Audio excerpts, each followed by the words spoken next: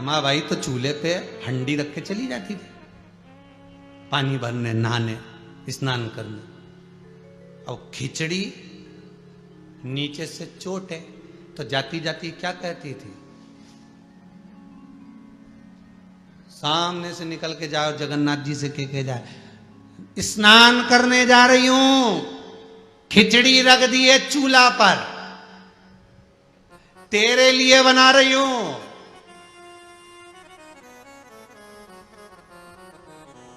16,108 है तेरी, एक हाथ के भेज दीजिए घर। मैं चली नहाने, और नहाने चली गई।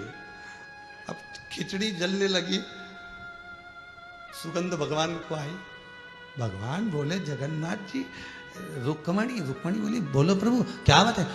कुछ जलने की बदबू आ रही है। तो सोचो घर कितनी दूर था जगन्नाथ मंदिर से कर्माबाई का। कभी आप लोग जगदीश जाएंगे तो मालूम पड़ेगा कर्माबाई का घर कितनी, कहां खिचड़ी और कहां जगन्नाथ, और खुशबू वहां पहुंच रही है जलने की।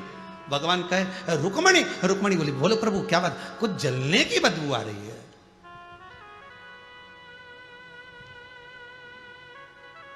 रुक्मणी जी बोली वो तो मैं तुम्हारे पास में बैठी हूं ना, तो सतभामा का दिल जल रहा होगा, हृदय जल रहा। भगवान बोले हृदय जलने की नहीं, कुछ और जलने की बदबू आ रही। तब भगवान को याद आया, वो खिचड़ी रख के चली गई। भगवान बोले रुक्मणी दौड़ के जा, जल्दी जा, जल्दी कर्माबाई के घर। मां क्या करूं? कि चूल्हे पर रखी खिचड़ी, जाके चला।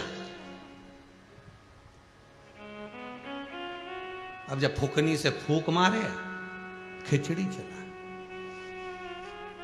कर्माबाई आई, आते से कर्माबाई ने मन में सोचा अच्छा हुआ अग्नि ठंडी हो गई, अगर तेज तेज जलती रहती तो खिचड़ी जल जाती।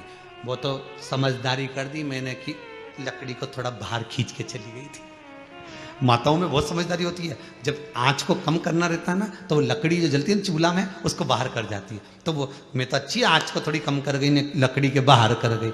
इतने में रुक्मणी जी मन में सोची बताओ, फूकनी से फूक हम मारे, लकड़ी हम खींचे, अग्नि हम ठंडी करे, और कर्माबाई का नाम।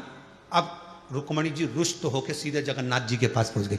जगन्नाथ जी ने पूछा क्यों रुक्मणी, आज तो आपका चेहरा बड़ा उतरा उतरा दिख रहा है, और पूरे चेहरे पे तुमने ये भभूति क्यों रमाई शंकर जी की? आज तुम भस्मी रमा किया गई। रुक्मणी जी बोली फालतू बात करो मत, ये भभूति मभूति नहीं है। तो फिर क्या है? फूकनी से फूक मारी है। तो कहां फूकी आई? तो पूरी पृथ्वी की माता रुपया फूके, तू कहां फूकी आई? रुपया नहीं फूकी हो, तो वो कर्माबाई के चूल्हे में फूंक मारी है। ओ हो, खिचड़ी तो सही बन गई। रुक्मणी जी बोली तो बन नहीं थी, वो तो मैं पहुंच गई थी। तो ओ भगवान बोले कर्मा सोच रही है कि उसने खिचड़ी सही बनाई, रुक्मणी सोच रही है अरे बोलो तो खिचड़ी वो तो मैं पहुंच गई थी तो सही बनी।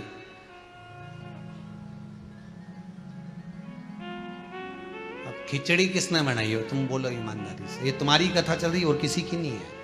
तुम तो कह रहे हो तुरंत अगर मैं नहीं कमाई करूं ना, मैं दुकान पे नहीं बैठूं तो भूखा मर जाओ। भगवान ने पूरे लॉकडाउन में दिखा दिया, जब कमाता था तो ठंडी रोटी खाता था, दुकान पे टिफिन घर पे आता तो भी ठंडी रोटी खाता था, ऑफिस जाता तो ठंडी रोटी खाता था। भगवान ने दिखा दिया 1-1.5 साल तेरी कोई कमाई नहीं हुई तो भी घर में ताती ताती गरम गरम खिलवाई। देख इसको कहते जगन्नाथ। आराम से टीवी देख रिया पड़ा और पत्नी थाली ला के दे रही, और क्या आराम से खाना में गरम गरम लाते जाऊंगी।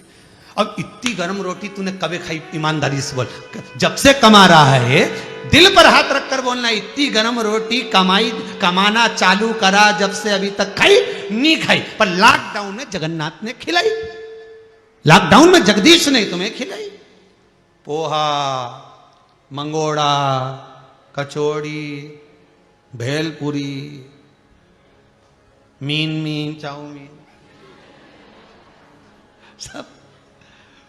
और कितनी जोरदार, पत्नी भी बड़ी होशियार, उसने मशीन दे दी भाई, और ऐसी वो खटिया पे कस के नीचे से नट से कस के, और क्या क्या तुम ऊपर बैठ जाओ, और ये ऊपर, और ये लेना आटा की लोई, मीन मीन बना। अब बनाई तो बड़ी मेहनत है। पत्नी बोली खाने में नहीं दिखी, बड़ी मेहनत है, बहुत मेहनत करना पड़ती तब जाकर बनती।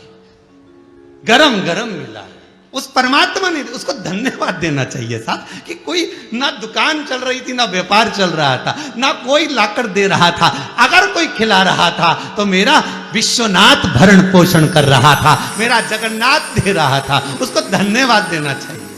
बड़ी कृपा करी, बड़ी दया करी, बड़ी उदार, बहुत उदार शिव। अब कर्मा के मैंने बनाई,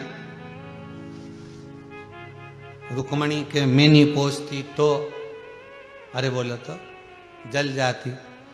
भगवान मन में सोचे तुम दोनों ही गड़बड़ हो, दोनों नहीं बना रहे। हमको लगता है कि हम बना रहे, हमको लगता है हम दुकान चला रहे, हमको लगता है घर हम चला रहे, हमको लगता है हम साध रहे, पर वो परमात्मा दिखता नहीं है।